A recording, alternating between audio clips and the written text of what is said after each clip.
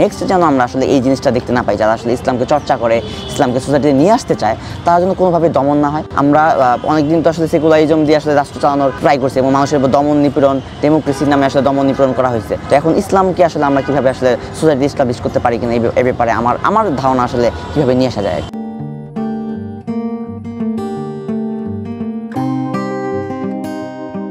আপনারা জানেন যে 2008 সালে নির্বাচনের পর শেখ হাসিনা সরকার এসে কিন্তু সর্বপ্রথম 2009 সালে অ্যান্টি টেররিজম অ্যাক্ট গঠন করে, যে একটা ইনস্টিটিউশন কনস্টিটিউশনে নিয়ে আসে আর কি, এবং এটার জন্য সে অ্যান্টি টেররিজম ইউনিটও গঠন করে আর কি। তো এটার মেন উদ্দেশ্য কী ছিল, যারা আসলে ইসলামকে চর্চা করতে চায়, ইসলামকে সোসাইটিতে নিয়ে আসতে চায়, তাদের কিন্তু আসলে দমন করা, ইসলামকে সাপ্রেস করা আর কি। এবং এর ফলশ্রুতিতে আমরা দেখতে পাই যে আসলে লর্ডস অফ আলেম শায়েখ তাদেরকে আসলে কিন্তু আসলে জুলুম নির্যাতন এবং গুম পর্যন্ত করা হয়। তারা আসলে 5 ফেব্রুয়ারিতে হেফাজত যখন হচ্ছে শাপলা চত্বরে মুভমেন্ট করে, সেখানে হচ্ছে অসংখ্য মানুষকে কিলিংস করা হয়। মোদি বিরোধী যে আন্দোলন, এবং এই আন্দোলনেও কিন্তু প্রায় 20-এর অধিক এবং 500 উপরে হচ্ছে মানুষ কিন্তু ইনজুর্ড হয় আর কি।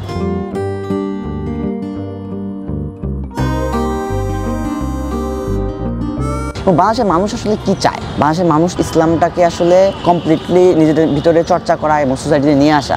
তো হাসিনা সরকার এবং পরবর্তীতেও আমরা দেখতে পাই যে আসলে যে কোনো সময় কিন্তু হাসিনা সরকার এবং তাদের প্রভু যারা আছে, যে পশ্চিমা এজেন্ডা বাস্তবায়ন করার জন্য সবসময় ট্রাই করে আসে, এবং যারাই এর বিরুদ্ধে কথা বলছে তাদেরকে কিন্তু আসলে বিভিন্ন সময় সাপ্রেস এবং হচ্ছে তাদেরকে দমন করা হয়েছে আর কি। আমার কাছে যেটা মনে হয় যে আমরা যেহেতু হচ্ছে আমি যদি একটু লক্ষ্য করি যে 2013 সালে কানাডিয়ান একটা পিউ রিসার্চ যা রিসার্চ করে, এবং এখানে বলে যে আসলে প্রায় বাংলাদেশের 82% বেশি মানুষ আসলে ইসলাম বা শরিয়া দিয়ে আসলে শাসন করতে চায় আর কি। তো সেই ক্ষেত্রে যদি আমরা দেখি যে বাংলাদেশের মানুষ কিন্তু আসলে শরিয়া দ্বারা গাইড হইতে চায়, এবং আমরা যদি আন্দোলনও দেখি আর কি, যে আমাদের যে আন্দোলনটা হয়েছে, আমরা যে শেখ হাসিনার বিরুদ্ধে আন্দোলন করছি, এখানেও কিন্তু বিভিন্ন সময় ইসলামী স্লোগান কিন্তু ইউজ করা হয়েছে, ইসলামের ফ্ল্যাগ নিয়ে আসা হয়েছে, তো বিভিন্ন কিছু দেখানো হয়েছে কিন্তু।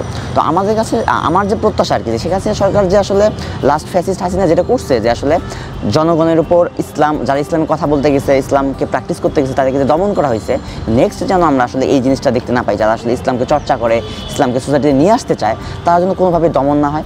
এবং আমার কাছে যেটা মনে হয় যে বাংলাদেশের যেহেতু বেশিরভাগ মানুষ আসলে এই ইসলামকে আসলে ইমোশনের জায়গা থেকে দেখে, তার হচ্ছে সোসাইটিতে সব কিছু মানে চর্চা করার জায়গা থেকে দেখে, সেই ক্ষেত্রে আমার কাছে মনে হয় যে এই উপদেষ্টা মণ্ডলী যারা আছেন তাদেরকে এই বিষয় নিয়ে ভাবা উচিত, যে আসলে কীভাবে শরিয়া দ্বারা আসলে সোসাইটিকে চালানো যায় কিনা।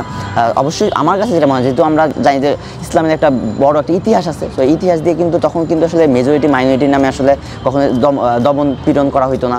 তো এই জায়গা থেকে আমার কাছে যেটা মনে হয় যে আমরা যদি ইসলাম দিয়ে আসলে সোসাইটি গঠন করতে পারি কিনা, কারণ এর কিন্তু একটা বড় এক্সাম্পল আমাদের উপমহাদেশে ছিল, মুঘলরা শাসন করে গেছেন আর কি। তো আমার বক্তব্য এটাই যে আসলে আমরা অনেকদিন তো আসলে সেকুলারিজম দিয়ে আসলে রাষ্ট্র চালানোর ট্রাই করছি, এবং মানুষের উপর দমন নিপীড়ন, ডেমোক্রেসির নামে আসলে দমন নিপীড়ন করা হয়েছে। তো এখন ইসলামকে আসলে আমরা কীভাবে আসলে সোসাইটি এস্টাবলিশ করতে পারি কিনা এই ব্যাপারে আমার ধারণা আসলে কীভাবে নিয়ে আসা যায়।